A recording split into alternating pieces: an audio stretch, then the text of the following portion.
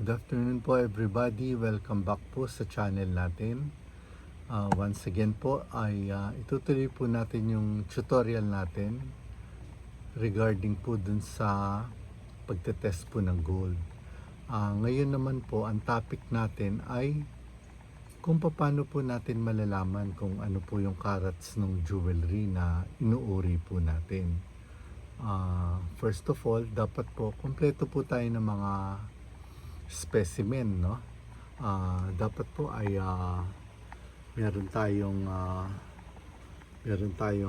iba't ibang karat ng gold, no? Meron po tayong 24K, meron po tayong 22, meron tayong 21, meron po tayong 18 karat, meron tayong 14, meron tayong 10K, meron tayong 8, at yung pinakamababa po yung 6 karat po, ano.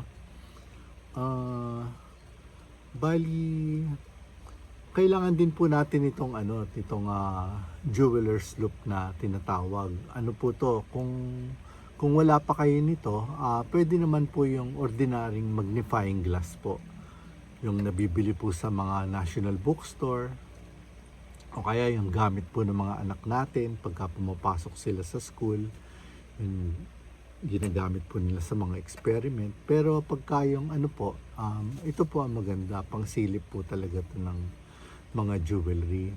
Kasi po, bago tayo mag-appraise ng isang jewelry, sisilipin po muna natin yung, may mga markings po kasi ang karamihan ng jewelry, may mga markings po yan sa loob, no?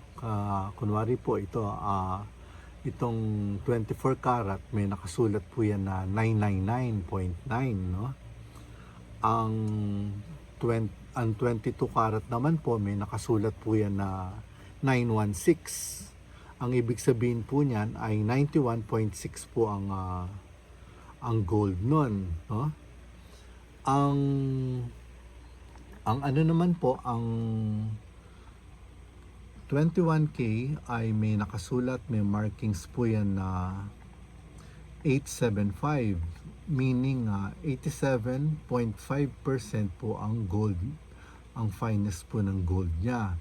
Tapos po ang 18K ay may nakasulat po na 750. Ang ibig sabihin naman po niyan ay 75% ng gold. Tapos po ang 14K may naka-markings po yan ng 585. Ang ibig sabihin niyan ay 58.5% po ang gold, no? Tapos naman po nun ay yung 10 karat. Ang 10 karat naman po ay merong 333 nakasulat. Ang ibig sabihin po nun ay 33.3% po ang gold. Tapos ang 8K naman po ay ang 10 karat po pala ay 416. Meaning to say 41.6 ang gold, ang 333 naman po ay 8 karat po yon. At ang pinakamababa naman po ay yung 8 karat, 6 karat po ang pinakamababang uri. Bali ano po, yung sanayin po natin yung sarili natin, anuhin po natin na ikis-kis po natin ng kiskis na gano'n, tapos patakan natin ng acid, tapos yung ibang karat naman, tapos patakan din natin ng acid, tapos sanayin po natin yung mata natin, lagi po natin gawin yun. 14K, ikis-kis natin na gano'n. Kahit naman po anong specimen, kahit na maliliit na specimen, basta mahahawakan nyo, gaya nito. Pwede rin yung mga sira-sirang alahas. Ito 8K po ito eh.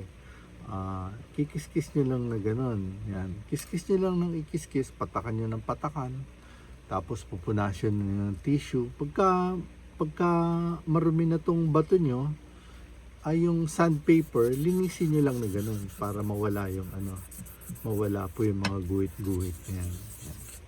Pati po sa silver, yung silver po, ikis-kis nyo rin ng ikis-kis, tapos sanayin nyo rin yung mata nyo para nalalaman nyo yung color ng silver, para kasi marami rin kayong may encounter na silver, may value naman din po ang silver.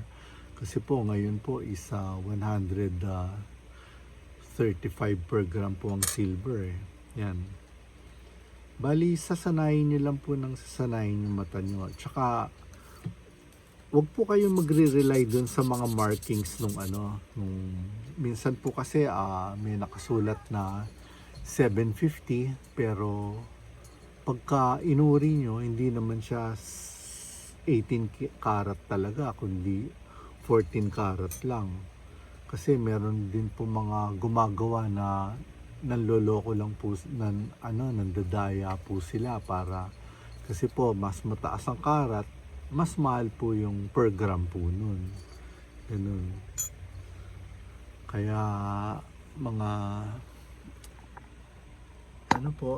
guys, sana po may natutunan kayo ngayon sa vlog natin. Sana po abangan nyo pa po yung mga susunod na vlog natin.